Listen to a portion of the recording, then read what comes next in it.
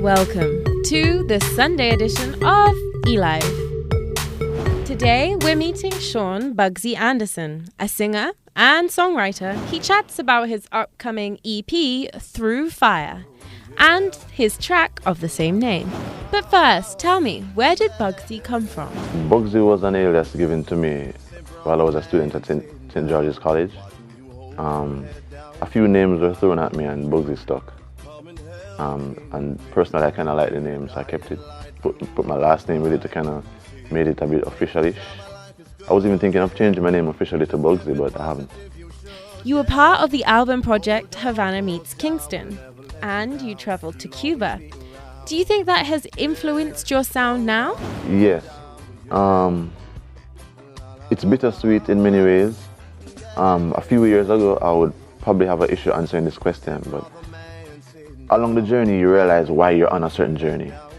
You know, when you're heading for a certain goal, getting there, you question yourself and you think, God, am I going to reach it? Is it going to happen? Blah, blah, blah. But then once you get there, once you're close, you realize why you're into those things. Because it was to prepare you for where you're going. Cuba happened, that was amazing. And it today, I still pinch myself, that it really happened. I was the only rookie chosen, in the midst of some Cuban masters and some masters from Jamaica, and I was the only unknown musician artist there. So that was a good growth for me. And I mean, as a dancer, as a percussionist, it helps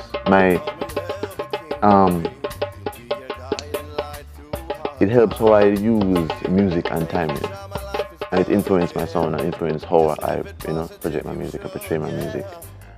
So definitely.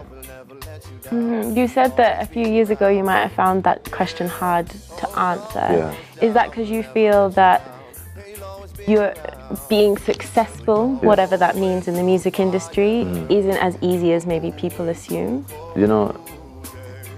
Yes and no. Yes, in the sense that music is hard.